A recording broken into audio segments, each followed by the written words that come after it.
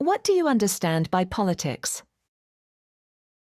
Politics, in its most elemental definition, refers to the processes, institutions, ideologies, and power dynamics that govern how societies are organized, how resources are allocated, how decisions are made, and how conflicts are resolved within human communities. However, to leave the definition, there would be to vastly understate its complexity, nuance, and pervasiveness. Politics is not confined to parliaments, voting booths, or televised debates.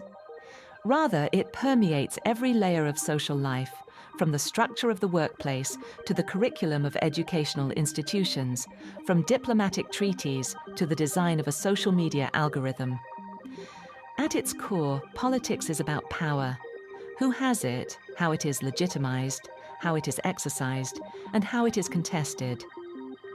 Some define politics through the lens of governance, emphasizing formal institutions such as legislatures, courts, and executives.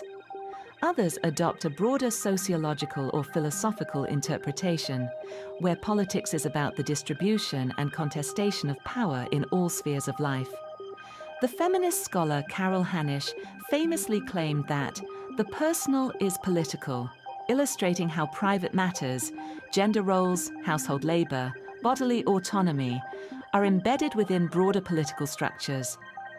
From a theoretical perspective, there are competing schools of thought that attempt to define and interpret politics. Classical realists, such as Thucydides or Machiavelli, viewed politics as a domain of strategic power plays, often driven by human nature's darker instincts, fear, ambition, and the desire for control. Liberal theorists, on the other hand, place emphasis on institutions, rule of law, rights, and deliberative processes where politics can, and should, be a forum for rational debate and consensus building. Marxist or critical theorists see politics as fundamentally embedded in material relations, especially class structures and the control of economic resources, arguing that political systems are ultimately shaped by the underlying dynamics of capital. Contemporary thinkers such as Michel Foucault and Antonio Gramsci challenge us to understand politics not only as something that happens in visible spaces, like elections or parliaments, but also as something embedded in discourse, ideology, and culture. For Foucault, politics is exercised through diffuse power networks, via knowledge systems, institutional norms, surveillance, and biopower, that shape what is seen as normal, deviant, true, or possible. Gramsci introduced the idea of cultural hegemony, wherein ruling classes maintain control not just through coercion, but by shaping the common sense and intellectual frameworks through which reality is understood. It is also vital to distinguish between politics as practice and politics as theory. In practice, politics involves negotiation, strategy, alliances, and policy making. It's the domain of politicians, diplomats, lobbyists, activists, and civil society actors.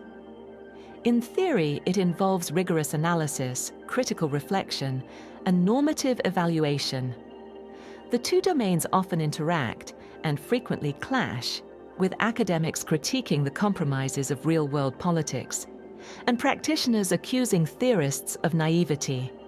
The complexity of modern politics has increased dramatically in the 21st century, driven by globalization, the digital revolution, and the rise of transnational issues such as climate change, financial crises, and pandemics.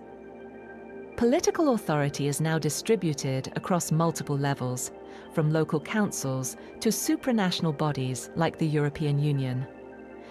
Moreover, the role of non-state actors, multinational corporations, NGOs, tech platforms, and even algorithms has further blurred traditional boundaries. The emergence of digital platforms has transformed the public sphere, amplifying polarization, accelerating disinformation, and introducing new forms of influence that evade regulation.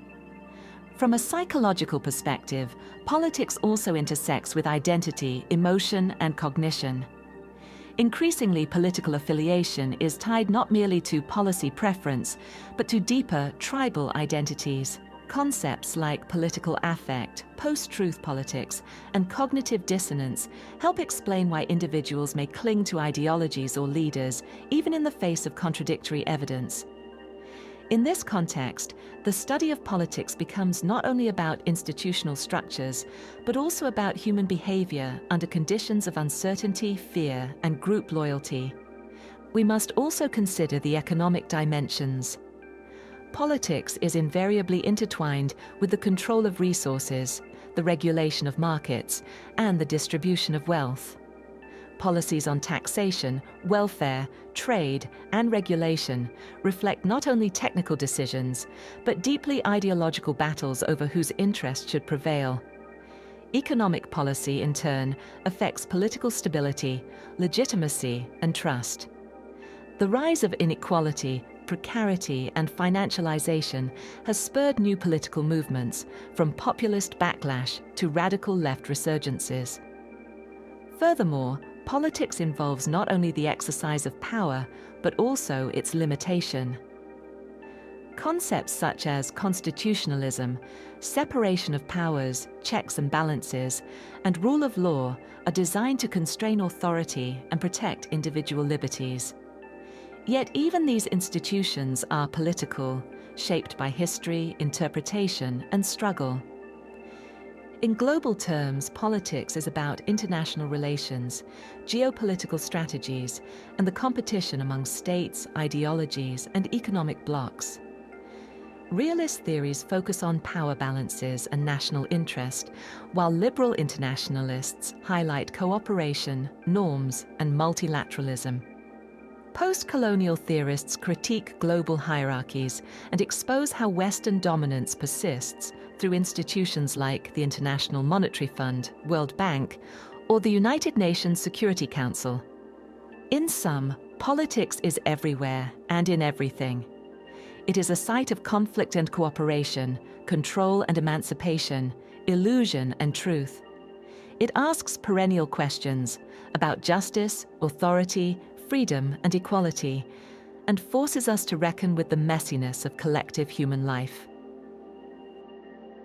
Bonus section: Deepening the discourse beyond the professoriate. To take this discussion to a higher intellectual register, let us explore politics through the lens of metapolitical systems analysis, where politics is not simply seen as a tool of governance, but as an emergent property of complex adaptive systems. In this view, political orders evolve like ecosystems, shaped by feedback loops, entropy, nonlinear causality, and information asymmetry. Political stability emerges not merely from legitimacy or coercion, but from the systemic capacity to process complexity, adapt to disruption, and prevent cascading failures. We may draw upon the concept of synthetic politics, the idea that in an era of simulation, politics increasingly takes place within hyperreal media ecosystems, where representation precedes reality. Drawing on Baudrillard's theory of simulacra, we might argue that political actors now manage perception more than policy, crafting narratives optimized for engagement, not truth.